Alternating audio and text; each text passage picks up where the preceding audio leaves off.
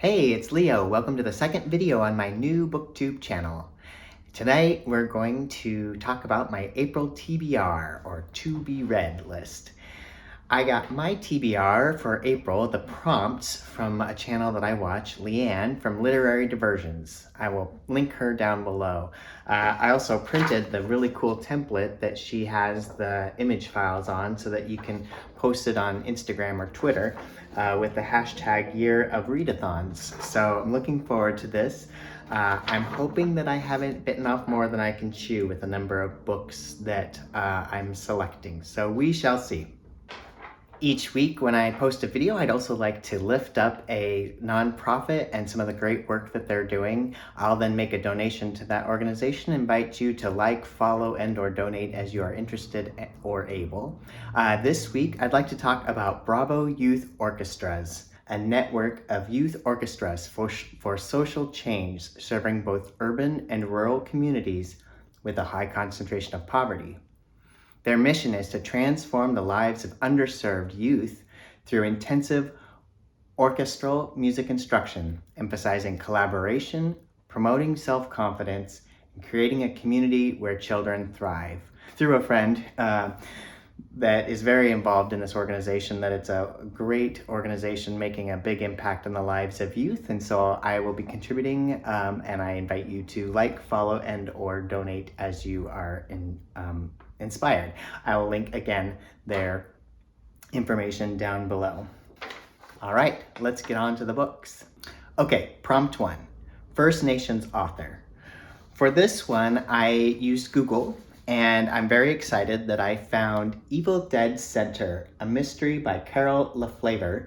She is, this is, I guess, book 2 in the series, which I didn't realize until I purchased it. This is the second time in 2021 that I'll be starting with book 2 in a series, but I think it'll be all right this time. So we shall see. So Carole was, unfortunately she's passed away, an Ojibwe author and activist. And she writes about the character Renee LaRoche, who is going to be investigating a pornography ring preying on reservation children. She's also an LGBTQ representation because the protagonist is a lesbian. So I'm very excited for this queer representation, this Indigenous author, and I'll tell you about it in my wrap up next month. Book 2 is set in Australia. For this book, I did a little Googling as well, and I actually then decided to go with the book that Leanne, from who I'm getting these prompts, is going with for her book 2. She loves the author Jane Harper and is reading The Survivors, so I'm going to check that out as well. It is set on the Tasmanian coast, and Kieran Elliott's life, this is the synopsis, Kieran Elliott's life is changed forever on a single day, when a reckless mistake led to devastating consequences. And then the guilt that still haunts him resurfaces during a visit with his young family to the small coastal community he once called home.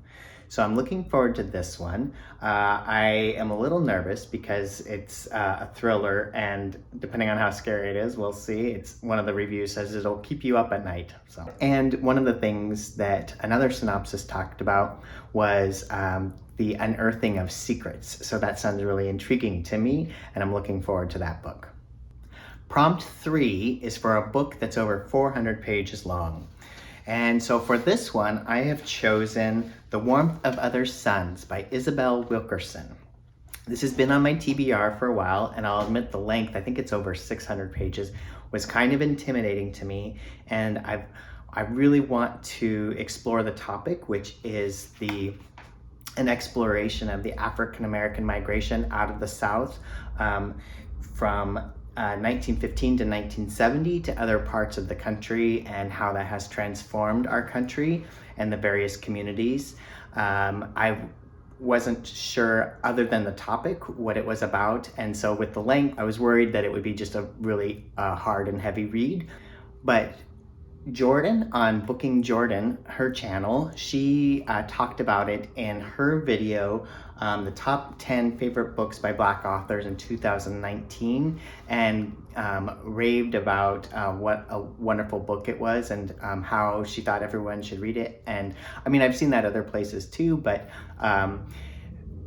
it made it seem just more accessible. So I am putting that as prompt number 3 for April. And actually, I've already started it because it is April 5th when I'm recording this. And it's not dry at all. It's heart-wrenching so far, but it's also really engaging.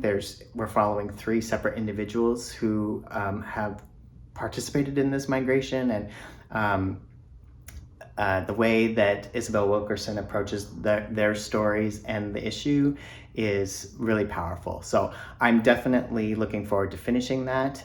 Again, it's heartbreaking to see how white supremacy has destroyed so many families and generations and communities as it continues to do. And I think that part of my responsibility as a white person is reckoning with that and learning these stories. But I'm also really glad for the powerful writing of Isabel Wilkerson. So I'll keep reading that for April and finish that up as part of this TBR and let you know how it goes on the wrap up. Book 4 is a book that's been on my TBR for 12 plus months.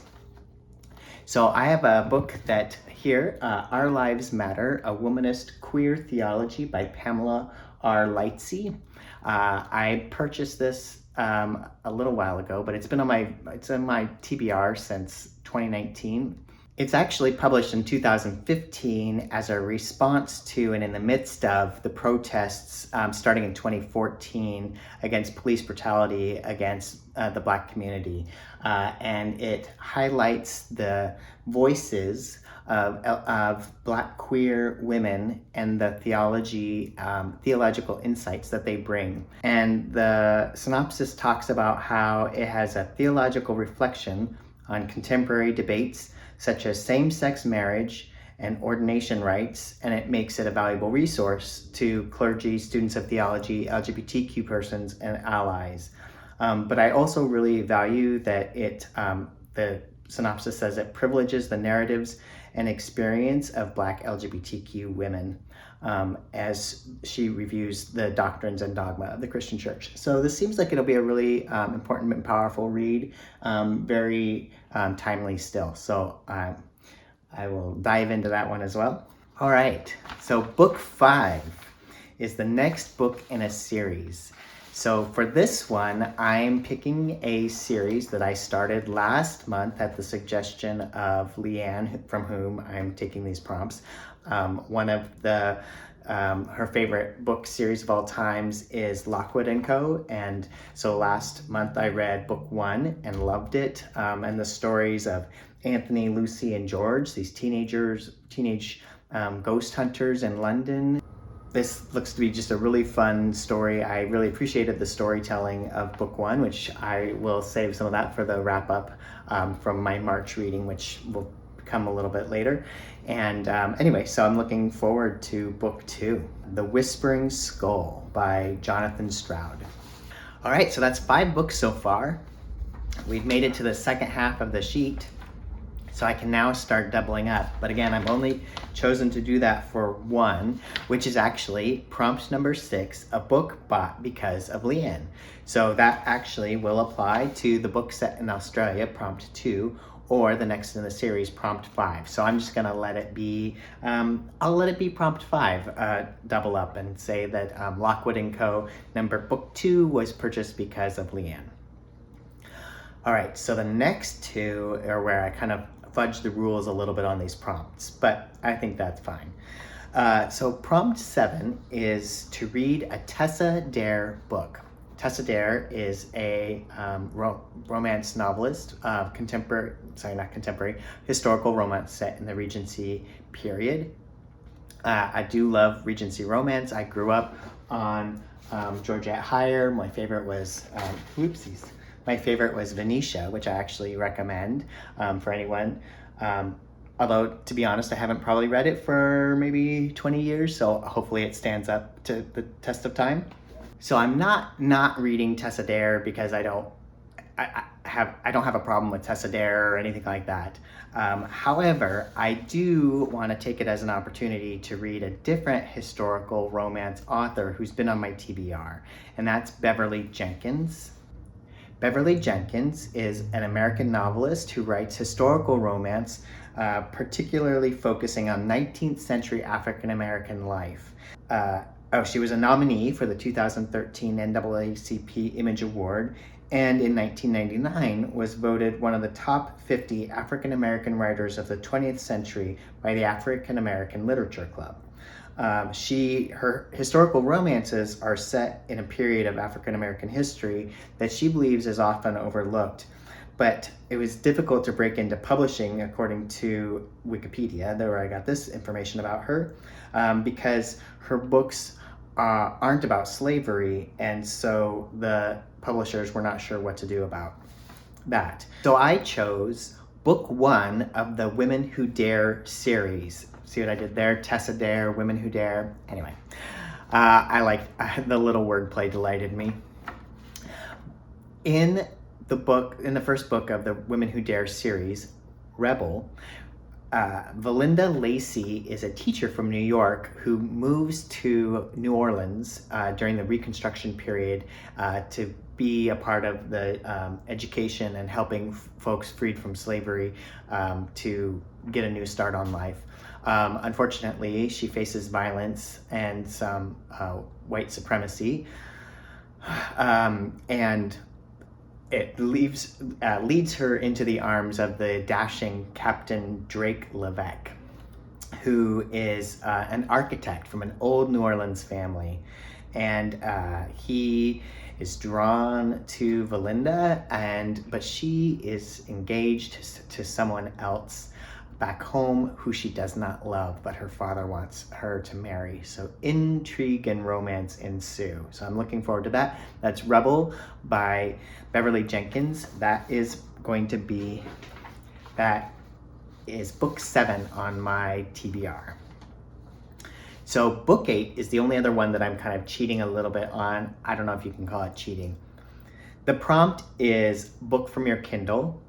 I actually don't have a Kindle. So what I'm doing instead is, I'm trying Libro FM, which is an audiobook subscription service similar to others that exist from big name stores. And you pick a bookstore that you want to kind of partner with in your subscription, and half of the proceeds, I believe, go to that bookstore. So not only are you supporting a small startup, but you are also supporting then a local community bookstore.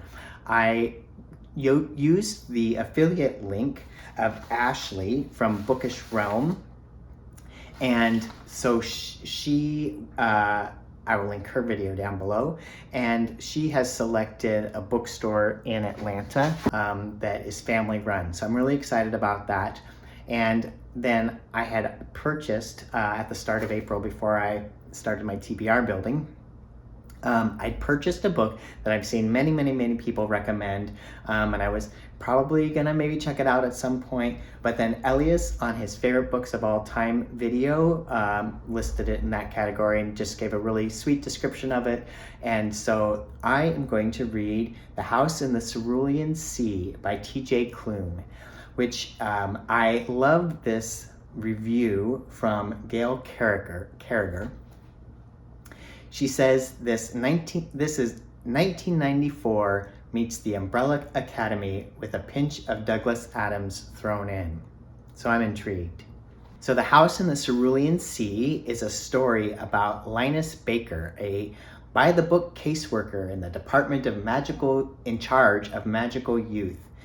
And he is sent to the house in the Cerulean Sea to determine if this orphanage with these 6 magical children should stay open or be closed.